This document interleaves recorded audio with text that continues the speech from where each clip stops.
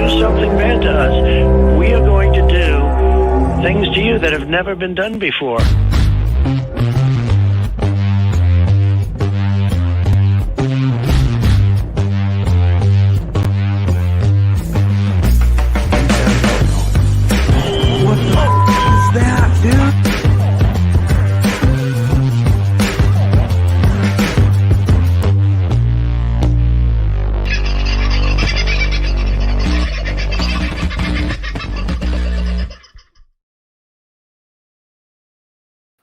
Well, g'day, folks. How you going? I hope you've had a pretty good sort of a Tuesday, and hope your Monday didn't involve as much mud, water, and sloppy shit as mine did. Interesting part of the time living where I am at the moment is sometimes when it rains, particularly when it rains a lot, it's very difficult to get out of certain places. And not just me. There are a few people around here. So yeah, yesterday was a hell of a day, and obviously the cloud cover continued into last night. No more failures of the gazebo outside, can I just say? Touch wood. I think I figured it out with pool noodles. Getting very creative with pool noodles. That does say something, I guess. Pretty weird. Hello to everybody who's in the chat tonight. What a wonderful chat room we have. Brett was first in, followed closely by Macca, probably closely together. Margot, she seemed to come in. We're going to have to say it's a triple header tonight. Brett, Macca, and Margot all in at the same time, followed by who else but the wonderful Sunflower. How are you, my dear? I hope things go well in your part of the world and the family is going really well. Folks, Sunflower is one of our moderators. Michelle Bradley-Smith is another moderators, and Aussie Sue, of course, is our third moderator. And if I've managed to hit the button correctly, Vince now will be a moderator. Fingers crossed. We shall see how that goes. I think I've hit the right button. Not sure if I saved it, but we'll see how we go. How was your weekend? Was it good? What did you get up to? An interesting weekend because it was reasonably wet around here. I couldn't get out very much, which was pretty interesting. So some weird things started turning up in my various inboxes in various different things, and I was going to show you one of them in part, but it's going to take about 15 minutes to load, so I won't bother. I received a lot of recordings over the weekend. A lot of recordings made in chat rooms that I'm not familiar with, that I'm obviously not in. And interestingly enough, nobody else who was mentioned in those chat rooms by one particular person were members of them either. But somebody obviously decided to test what this person was saying in some way, shape or form. And this meeting was recorded, or a number of these chats have been recorded. And I mean a number. And the gentleman concerned is someone known to me, known to Dave and Mel, known to, if you hear him tell it, the Aussie Cossack, well, every person in the freedom movement that you've heard of. This bloke apparently gives legal advice to, has got them out of jail, or in Cossack's case, got him into the consulate. I kid you not, this bloke takes credit for getting the Aussie Cossack into the consulate.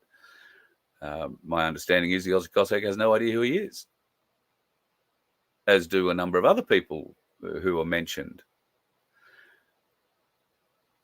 So why am I bringing this up? I guess because our chat room is a shining example of what a good chat room should be about. We can have a spirited debate here. You can disagree with me. I can disagree with you. And I would hope we're not going to hate each other for it. We can have an adult discussion. We can remain on different sides of the fence and still be friends. This is what I love about our chat room. The fact that it's turned into more of family, which I never get to spend enough time in because I'm too busy bloody talking, is one of the things that I am most proud of for this whole Voice of Freedom thing. I don't go into these other chats. I don't spend time in chat rooms. I did years and years and years ago when these chat rooms were just coming into being and I was working in radio, and all I found in them were hateful, jealous, less talented people trying to tear down anyone and everything they perceived to be holding them back. And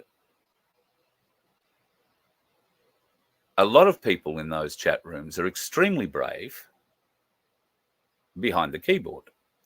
And I know that being behind the keyboard does allow you, that anonymity allows you a certain empowerment, and I would agree. That's probably not a bad thing. The internet, particularly chat rooms, can be rough places. However,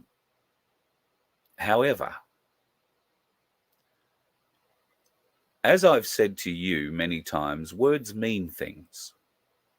And in this case, the words that this particular troll use are defamatory. Not just maybe crossing the line defamatory. They are step over the line, run 100 miles past it, pull up and look over your shoulder past the line. He has made a number of those claims against a number of people. Now, when I say he's in a private chat room, you would think there would be some protection or anonymity or whatever in there. But no, this bloke likes to use his own name, which is, I commend. I don't commend people hiding behind nom de plumes. I commend people who are brave enough to use their own name. This bloke, while I don't physically know him, we've never physically met. We've had a number of telephone conversations during a period of time when John Wilson was in my life. In fact, I get a phone call from this guy because John Wilson asked me, would I accept it or would I make that call? I can't remember which way it worked initially. I may have called him. He's made some pretty outlandish claims, which don't seem to be supported by my files, my records. But one of the most outrageous claims was that he donated money, and then after I contacted him, he didn't say I'd phoned him, but I had phoned him to thank him, that he'd never heard from me again. And he expected some form of access for the monies that he said he had donated. I'm not going to get into what he says he donated and what was donated because I haven't gone through my records yet, but I don't recall the same number he seems to be pulling out. However, by the by, he, in this chat, claimed that I was snubbing him or something else. Nothing of the sort. He has my phone number. Could have rung me anytime he liked if he had a question. But he hasn't. And there is a reason for that. This supposed great close friendship that we got because of the money he donated only came because of his with John Wilson. And without going into the ins and outs of the rest of the story of what talking to me about at the time, about doing, let's say it had a lot to do with scrapping. And I don't mean the fisticuffs type.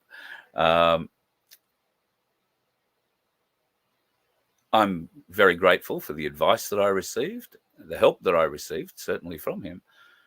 But I didn't realize that I was in some form of contract to ring him X amount of times a day or a week or a month and give him a private show. I'm sorry if that was the expectation. I think anybody you'll find who's donated money here hasn't ever really got a private show from me. They quite often get phone calls from me. But that's because I've developed friendships with many people who have donated to the Voice of Freedom and to the Freedom Broadcasting Network. I do ring people just to say, hello, how are you going?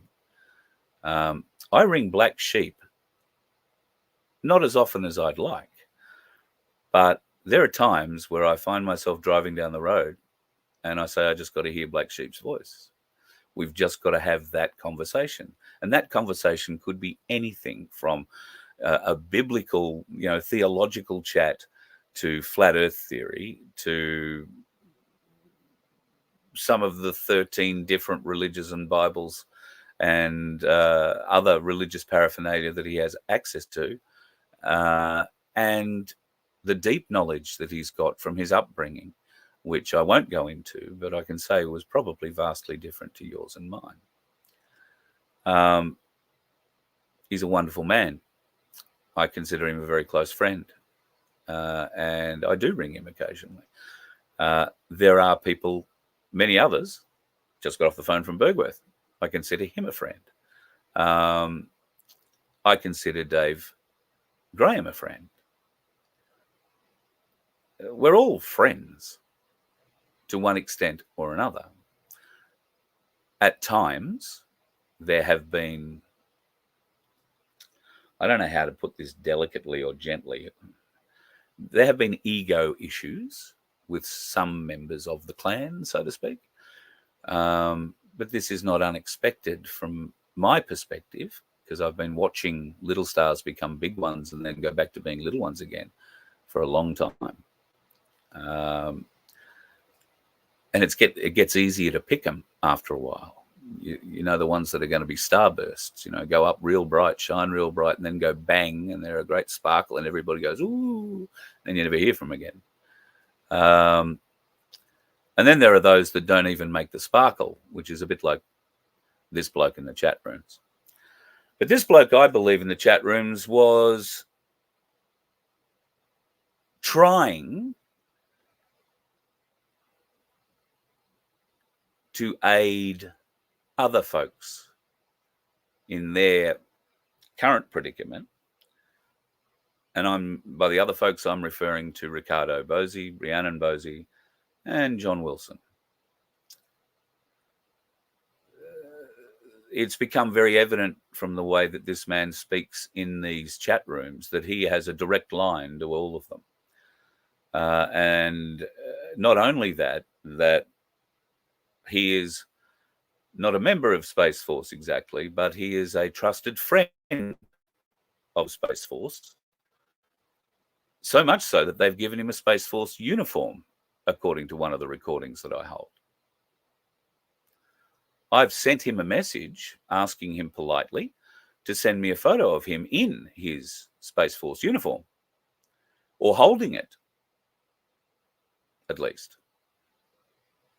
He hasn't replied, sadly. I wonder whether or not we have someone threatening to become the Australian version of Pascal Najati, who claims he's with Space Force, and I'm not going to claim he's not, but subsequent interviews with him, and I think Kerry Cassidy may have got it out of him in her Project Camelot chat. If not, it was one shortly thereafter that, where he admitted that he hadn't been in contact with Space Force, that nobody had contacted him from Space Force, but that he had volunteered for Space Force duty, and therefore he took this upon himself. He was saying that he was broadcasting, I think, from Vandenberg Air Force Base, which is the Space Force base at the time. However, the background that he had behind him wasn't Vandenberg, I don't think, from memory. So it was just a green screen background. Of course, if you're at Vandenberg under Space Force sort of jurisdiction, I suspect you'd be underground. There wouldn't be too much to see out the windows. Anyway, this doesn't claim Space Force, but claims to be a trusted friend and ally to them, so much so that they gave him a uniform.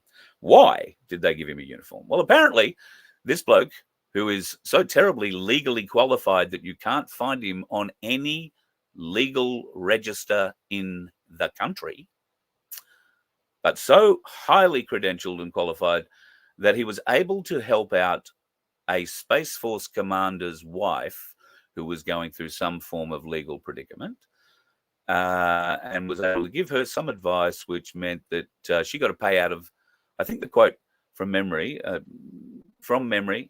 is $7 million. Got a $7 million payout based on the advice that he gave. Now, he may have given advice, but he's also said he was a lawyer. So I'm not sure if he was representing her at the time or if he just, as a lawyer, bumped into her in the street one day and gave her this advice. I don't know. I don't know how all that works. Doesn't really matter. The guts of it was, I'm pretty sure he alleged $7 million payout to the Space Force commander's wife for something. And the Space Force commander was so appreciative, so very appreciative, that he made him a trusted friend and ally of Space Force. I think I've praised that part of the recording. I can't tell you that he's not part of Space Force. I did challenge him. Haven't seen any evidence yet. But my problem is, I tell you this only because of the part of the recording, well, and a number of these recordings that I've heard, that really offends me is his absolute abuse of people in those chat rooms. Now, how does he abuse them? Well, sometimes he gets very angry and he makes threats. That doesn't sound very Space Forcey. He gets very angry and makes threats. In fact, he's texted me threats in the last couple of days.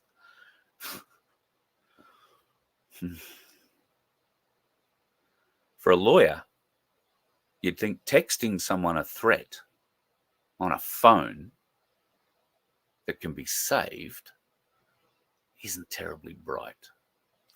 This is the quality of the dog John Wilson says he doesn't have in the fight, but I can assure you that while John isn't in the fight, he is holding the dog leash and standing at the edge of the ring.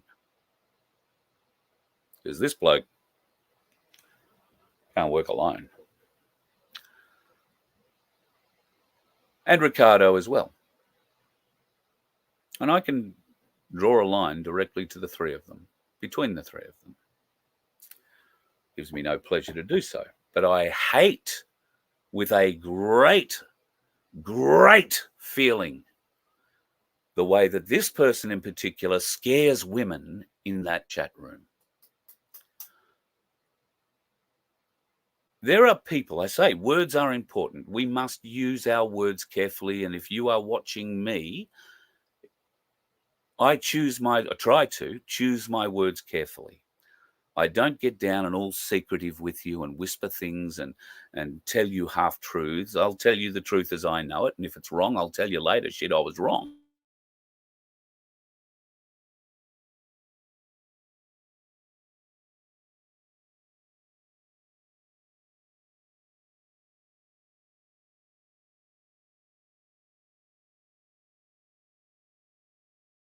Let me say, oh, there you go. I thought it had cut me off.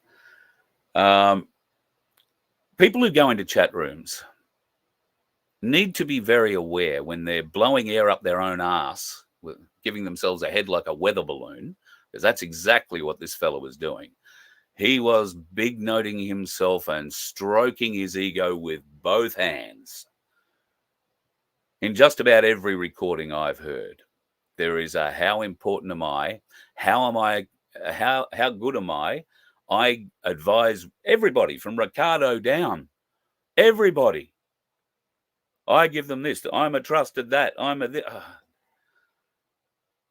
Talks up a big game. But then he starts telling stories, which I won't go into tonight.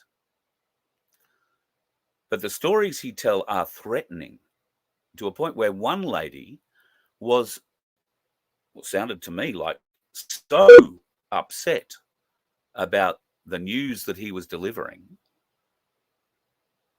so upset that I've spent the last 2 days her phone number and somebody who might know her, because there was a little bit of identifying information in that chat that she'd given up herself. And through knowing people who know people who know people who know people, I got her phone number today and rang, left a message. We've been playing sort of phone tag since. I wanted to reassure her that the lies, absolute lies, this gentleman was telling in that chat room that night should not affect her in any way, because they are exactly that, lies.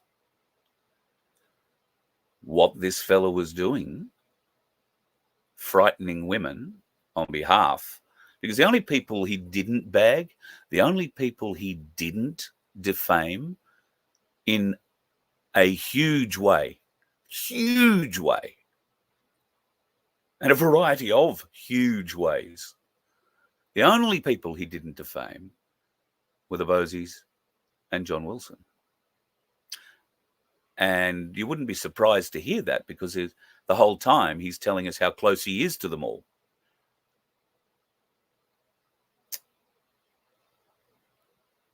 This bloke is scaring women, and probably a few men, with some of the things that he's saying. It's not right. It cannot be allowed to continue. This is a person who's fronted himself as a friend to all of us. He's been a better friend to some than to others, and I would be in the other category. I don't class that as a bad thing. We haven't been close. He hasn't been ringing me like he apparently had been ringing Guru and Ricardo and Aussie Cossack and Monica and God knows whoever else, quite a few others. I think Darren Bergworth, I think he's tried to reach out to Darren at times. I don't know if he succeeded, but I don't think so, actually. So this bloke needs to take a chill pill, pull his head in, put a photo together with him in his Space Force uniform, or at least holding it, and send it to me. I'd give you my, if you're watching this, and I know you are, I give you my 100% promise I will not show it to anyone. I just want to see your proof. I've shown you mine, show me yours. Maybe.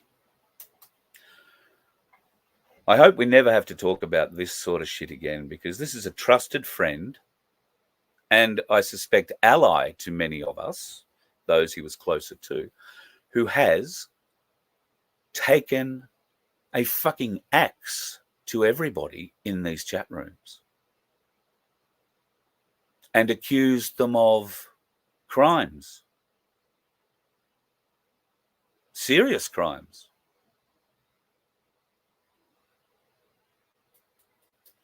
So my advice to you folks would be to have a chat room like ours. There is no need for big noting. There is no need for storytelling. You know, we're here to help. We are here to help each other. I'm here to help you. You can help me where and when you can, and that could be in a variety of different ways, from, yes, money, all the way through to just being there when I need a friend. And there are those of you amongst the chat that are that to me, and I thank you for it. Because there are times where I need a friend too. There are times where I need to vent. And I would only vent to a trusted friend. Because when I vent, walls shake, ground vibrates, trees fall over, and people can get hurt. I vent much like a volcano. But once I've vented, it's all good. But I also have a memory like an elephant.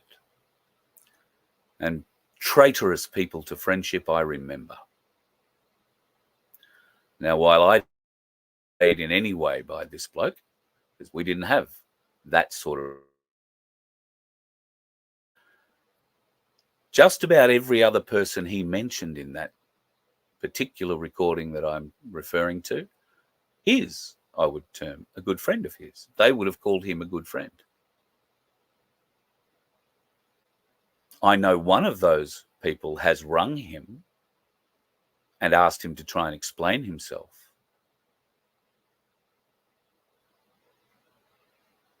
Didn't go so well. Made up a heap of excuses that a liar would make up. So I'm guessing. I don't know the exact excuses, but I did send a text to him thinking which ones he might have used. Haven't heard back from that one either. But anyway, let's move on. I would just caution you folks, if you are in some of those Telegram chat rooms, there are people in there who are fair dinkum. I'm amazed they're not hyperventilating. They're blowing air up their own ass so hard and so fast, their ears must be blowing steam.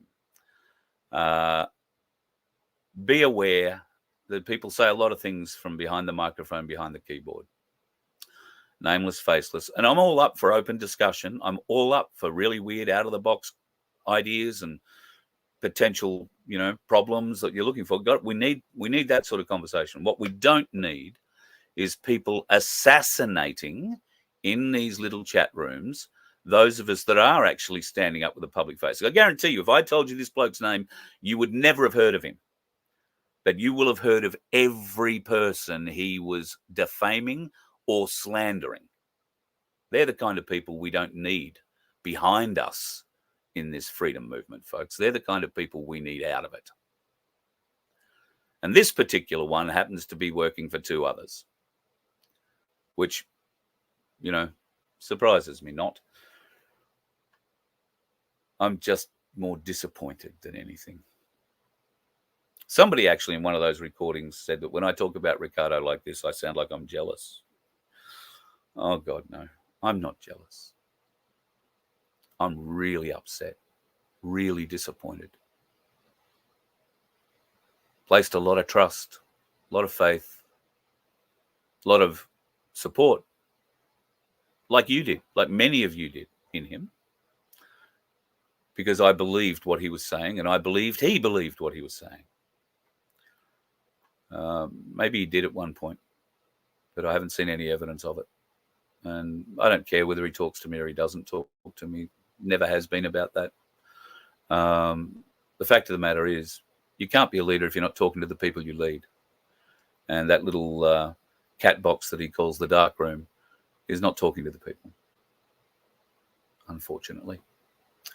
So people in these chat rooms, please protect yourself. If you are an empathetic, is that how you say the word? If you're full of empathy and you feel that, you feel things more strongly than others, please protect yourself in these chat rooms from pricks like this, who through careless use of words, and I suspect a little bit of targeted word work, and a complete lack of understanding of the defamation laws in this country or any others, by the sound of it, this idiot has gone out and has terrified this woman. Now, rightly or wrongly, whether the lady got the wrong end of the pineapple or got the right end of the pineapple, this guy started backing out, trying to backpedal eventually, but he didn't backpedal very much, and it took somebody else to interject and say, oh, listen, we might, just hang on a minute, might be referring to this in another way. But even still, the damage had been done. She'd been stewing on that piece of news that he delivered to her, which was essentially that one of us is going to get assassinated, or maybe a few of us. Don't take on these people in these chat rooms, folks. Especially if they're saying in the next breath how they know this because they did this or they're connected here or that, and they're always trying to prove their bona fides to you. If someone's got to prove and keep telling you name drop and all that kind of shit, they are telling you lies, in my experience. Okay? and they're trying to make themselves sound bigger than 10 dancing bears. And this bloke, I shit you not, had a head the size of a weather balloon at 85,000 feet. His lips must have been red raw and his neck stretched because he could have had his whole head up his ass. He was blowing so hard. Embarrassing. Sad. But that's his problem to deal with. My problem was trying to find this lady and reaching out to her because I was genuinely concerned for her mental health. Because this bloke rattled it. And he knew he was rattling it. He kept pushing the button, kept going back to it, using trigger words. Now, I don't know if he knew that he was doing that. I don't know. It takes a level of preparation and intelligence to come up with that. And I would have thought if you've got that level of preparation and intelligence in you, you probably know the defamation laws. Just saying. But it's got to stop. Why do we have to go in and assassinate anybody in these chat rooms? You know, I'm not hard to find. I'm not hard to get to. Okay? I don't advertise my phone number, but you probably know someone who knows it or has got it. All right? If you really had to get to me, you can send me an email with your phone number. I will ring you. There is evidence of that. I have done it previously. And in fact, no, I'm not going to tell you about it.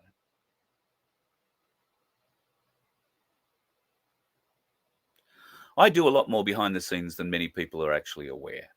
Many people reach out to contact and get help from me, and I help where and when I can. Okay? Sometimes that's with money, some of the money that you may have donated to me. Sometimes that's me finding someone who can provide for you in the you might happen to be in. Immediate help.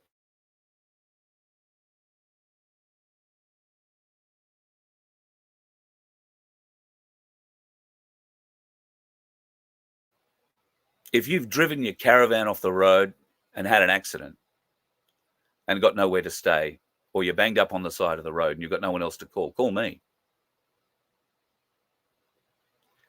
If you are so sick that you can't get to your medical appointment 100 kilometers away from where you live, and you happen to be 150 kilometers away from where I live, call me. Email me. I'll help. Or I'll help find someone who can help if I can't. I'm only here to help.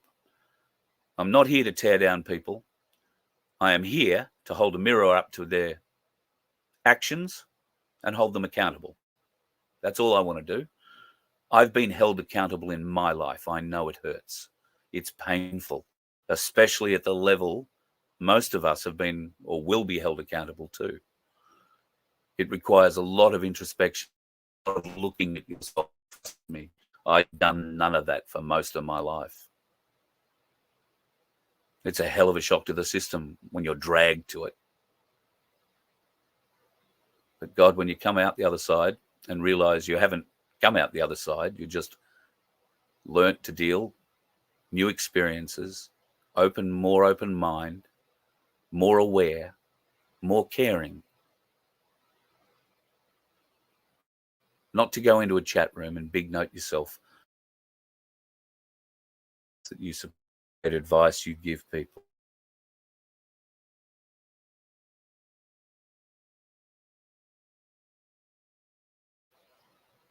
You know, implied murder.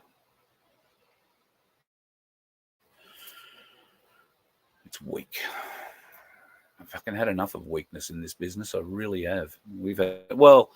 I guess it's a good thing. The weak show themselves eventually. Give them enough rope, they will hang themselves. And I think a lot of us, that's what we're seeing. Remember this bloke? That's Professor Robert Boyle.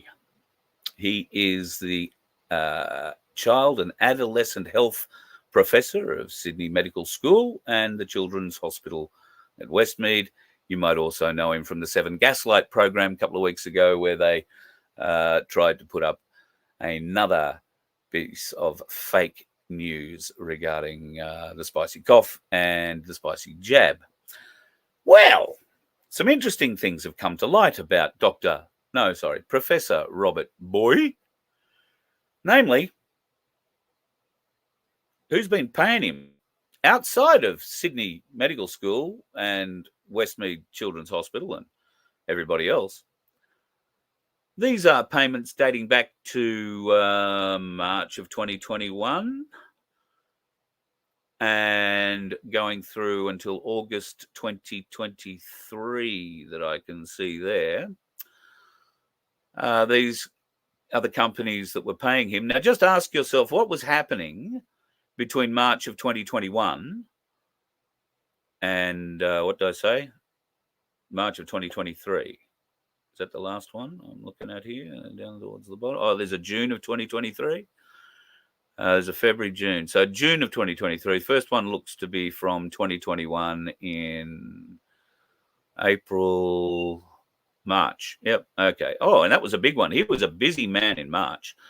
March 21, he made 2, 4, 7, 6. Well, let's call it 2, 4, 6, 8.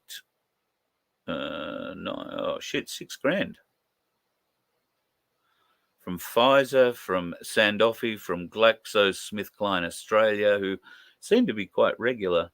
Roche, of course, Jensen Siolag. What was he doing there? Oh, he was being paid for interviews, I'm guessing, or articles or something else, because this is in the middle of the spicy cough season where everybody wasn't allowed to go outside and everybody had to wear a mask and everybody was being told what to do repeatedly. You can't do this, you can't do that. This bastard is in charge of things with our children, with vaccinology, epidemiology, and infectious diseases. And look who's paying him. Pfizer, AstraZeneca, GlaxoSmithKline Australia, Merck Sharp and Dome, Sanofi, I think they're called. It just beggars belief. So I haven't actually added the figures up, but I'm going to say there's 150, 200,000 plus there probably. And they're only the ones that we know about. And that's the quality of expert your mainstream media gets to you today, folks. That's the quality of expert they get to tell you just how important it was that you mask up and then roll up your sleeve. Steve Kirsch has a bit of an idea on what's going on there. A peer-reviewed paper. Some fairly savage figures there, 37% loss of your time on this planet.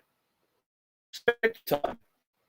Doesn't really matter. It's flat or 1% of your time on it. That's over a third. That's got to have a bit of an input on your life, doesn't it? Now, these are serious figures coming from serious doctors. I saw a very interesting thing. And in fact, I don't think I loaded it up because it's probably the wrong thing to do, but I might go back and have another look at it. No, I didn't load it up. Candace Owen. I'll have a thing from Candace Owen for tomorrow night. Just remind me, will you? That'd be great. Sticking with the theme of all things medical and science, I particularly like this. Now, Blue Cross Blue Shield are an American thing. This is an American, bit of news, if you like, but this is not news in Australia. Many Australian, or in fact, I guess all Australian doctors have similar deals with various different kinds of companies. But get a load of this. The Blue Cross Blue Shield pays your doctor a $40,000 bonus for fully vaccinating 100 patients under the age of 2. If your doctor manages to fully vaccinate 200 patients, that bonus jumps to $80,000. But there's a catch. Under the Blue Cross Blue Shield rules, pediatricians lose the whole bonus unless at least 63% of patients are fully vaxxed, and that includes the flu vaccine. So it's not just $400 or $40,000 in your child head. It could be the whole bonus. To your doctor, your decision to get jabbed or not, or your child, might be worth $40,000 or much more, depending on the size of his or her practice. That kind of bonusing happened during this time here in Australia where they were demanding we all go and get jabbed, and continues today for any doctor who is telling you you've got to come back in for another jab. Now, I don't know how many of them are still doing that, because right now I think if they got on the phones with their girls and boys, ringing their patients saying, oh, look, you're 4 weeks overdue for your 5th jab, they might get a bit of resistance these days. They may have just given it up as a bad joke and gone off to take a holiday on the $280,000 they made just off this business in the last 18 months. I'm being specific with numbers for a reason. So, may not be immediately apparent tonight or ever to you, but somebody watching this will know. So, how is it that we can trust the science ever again? I think, and I'm starting to believe, a lot like Candace Owen, I don't believe the science anymore. I don't trust the scientists. They've been bribed. I'm not going to make a statement as to what sort of human beings they are to allow themselves to be bribed, because I'm sure there are a variety of different reasons for it and why they would feel it's okay to subvert humanity the way that they are. I just hope and pray the good Lord will see justice in all our names, and that we get to see that justice, because I think that is a big part of the healing process that we are all going to have to go through. More and more now, there are pop-ups on social media expressing the science coming from statisticians. Numbers don't lie. Mathematicians, numbers don't lie. Their numbers are frightening. Their numbers are in the billions, and their numbers are in the death column. More of that is coming out every day in social media.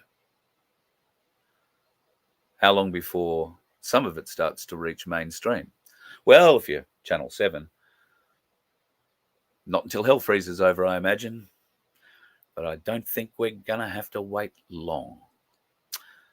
News. Joe Biden apparently is not going to step down from the presidency and is going to continue running for president in the 2024 federal election in the USA. That's probably a bit disappointing for most of the Democrats. However, a day is a long time in politics, a week is a lifetime. I don't think it's over yet. The Obamas, did come out with something today. Michelle said that she will not make a 2024 presidential run. It's not in my soul, it said. We're still searching for the soul. I think that may have departed the husk some time ago, or at least been taken over by something else. And clones can't have souls. Just between you, me, and the gatepost. Here's an interesting sign. This was up at the Brisbane airport recently. Now, I've got to say, I was pretty surprised when someone sent this to me from the Brisbane airport. But you could have immediately cross out the Americans and replace it with Australians, because buyer regret is rampant in Australia as well. Is anybody as yet, well, there is somebody making inroads to that, Dr. Melissa McCann. And she has a very significant class action moving forward right now against the suppliers of this death jab. And if you have an experience, be it an injury or you've lost someone, I will reach out to Mel and get her to come on the show if she can. She gave a tremendous series of speeches recently on the Tucker Carlson tour. She was the first speaker at, I think, all the events around Australia. A tremendous speaker and a brilliant class action that she is bringing together, which will hold the bastards accountable. And that's, let's face it, folks, that is absolutely everything we need. We need to see justice being done. Never forget what they did to us. So what's the go? So this, I'm going to give you a warning, yeah? It's an official warning that you have to stand in the balcony and obey the rules while you're here, yeah? And that's, we have to go the rules again. I don't care. So am I allowed to go to the laundry? You're allowed to go to the laundry, but you got to wear a mask, yeah? Yeah, righto. Yeah. And you definitely can't go up to fencing else, but you're allowed to go to the laundry, yeah? That's always been the case, yeah? Right, so if I was sitting just here, which is right near the fence, why are these guys in a cabin that's right near the fence? It makes no sense, does it? Yeah, but you can't leave your balcony to go to the fence to talk to somebody else. That's what's obvious, yeah? So if I was Again, at it that doesn't have to balcony... make sense. We always have, there has to be lines everywhere drawn, yeah? And one of the lines is you cannot leave your balcony and you cannot go to someone else. Where it makes no sense, or it doesn't seem right to you, that is the line, and that's what the law is, yeah? And that's how it goes, yeah? The law. Well, the show direction. There's a law that says show that. direction, yep. There's a show direction, yeah? And how the behaviour must be done, especially in this area, because it's much more highly infectious and likely to have infected people, yeah? Highly infectious when all of us people are negative. So far, the risk is still very high, yeah? Just while you're here, can we just do that? Otherwise, the next time it's a $5,000 fine, and we don't want to do that. It's a $5,000 fine if what? Fine. If you breach again. If I walk out onto that path. Without your mask on, for no reason other than the laundry. If I cross that yellow line, saying that you've broken the rule. that I've broken the rule, I will be issued with a $5,000 fine. That's correct. Right. Okay. We could even do that now, but we're giving the warning first. Have a chat with you because it's a big fine. Rather just do the right thing, yeah? Like I said, I'm not here to fight with you. Yeah. I don't want to fight with you. Yeah. I just want everybody to do the right thing, and unfortunately it's my job to make sure they do. I don't care the ins and outs. It's got nothing to do with me. I'm just here to make sure the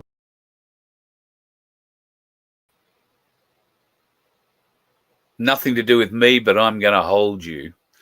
I'm going to stop you doing what you want to do. I'm going to inflict whatever pain and or injury upon you that is required to keep you under compliance. Did you hear that? That's what it was like. Never forget. That was just one experience. I could finish the show every night for a month with experiences like that from people all over Australia. Not the world, all over Australia, but predominantly places like Victoria. God love you, Victoria. You put up with so much for so long. And now somebody's giving the prick that made you go through that a medal. I am completely staggered. It only goes to show that all the dickheads are not on the roads. Some of them clearly reside in places of power in Victoria, and they're laughing at you. You let one ant stand up to us, then they all might stand up. Those puny little ants outnumber us 100 to 1. And if they ever figure that out, there goes our way of life. It's not about food. It's about keeping those ants in line. That's why we're going back. Does anybody else want to stay? Let's rock!